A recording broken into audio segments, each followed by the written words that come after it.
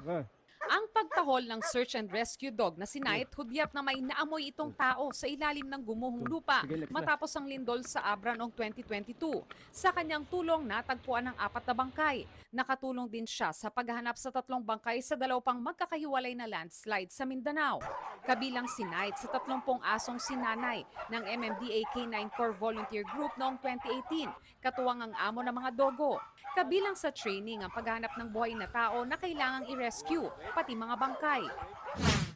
Ito yung 3-year-old na Aspen na si Hazel na sumasailalim sa training dito. So ngayon, ang kanyang goal ay hanapin yung nawawalang tao dito sa kunwaring lugar kung saan nangyari yung disaster. Ayon sa MMDA K9 unit, layo nilang magkaroon ng sariling search dogs at handlers ang mga komunidad bilang paghahanda sa mga sakuna kabilang na ang pinangangambahang The Big One.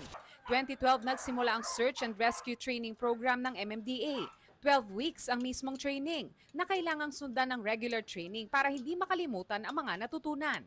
Simula 2016, may nasa 700 volunteers ang MMDA K9 Corps. Libre ang training sa pasilidad ng MMDA sa Taguig City tuwing linggo. Sa mga interesadong pet owners, maaari silang kontakin sa kanilang official social media pages.